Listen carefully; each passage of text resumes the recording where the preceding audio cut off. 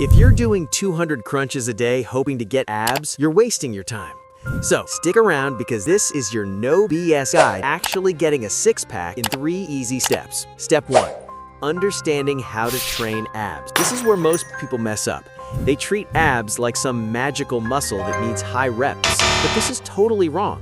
You wouldn't do 100 reps of bench press with no weight to grow your chest, so stop doing that for your abs. If you want results, apply these 4 rules. Add resistance, that can be weights, machines, or your own body weight. But if you want that thick carved 3D abs look, body weight alone won't cut it forever, as it won't provide enough stimulus to grow the muscle over the time, and you will end up with these flat pancake abs. 2. Stay in the 5 to 15 rep range. If you're cranking out 20 plus reps without crying, it's time to add some difficulty.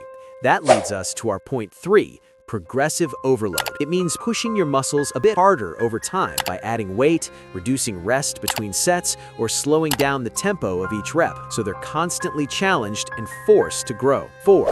Train abs twice a week. That's more than enough. No need to hit them 4 times a week. They need to rest to grow. Step 2. Do the right exercises. To hit everything, upper, lower, and obliques, you only need 3 exercises. That's all. Seriously, start with cable crunches for the upper abs. You can also use a crunch machine or a decline bench with a plate. Just make sure you're bending at the spine, not just swinging your arms like a lunatic. 3 sets, 10 to 15 reps, 1 minute rest. Next, leg raises for lower abs. If straight leg raises are too hard, no shame. Just bend your knees and do knee raises instead. Again, 3 sets, 10 to 15 reps, 1 minute rest. Then finish with side crunches for the obliques. Best option, cable side crunches. Easy to load, and trust me, your obliques will scream louder than a beginner in leg day. But you can also do side plank raises. Same formula, 3 sets, 10 to 15 reps, 1 minute rest. And that's it. No need to overcomplicate it. But wait, we're not done yet. Sit back down. We still have fat to slay. Step 3. You need to lose fat. Let me hit you with the truth bomb. You already have abs. Yes, even you. They're just hiding under that emergency winter fuel tank. Abs are made in the gym, but revealed in the kitchen. To do that, you need a calorie deficit. That's just a fancy way of saying eat fewer calories than you burn.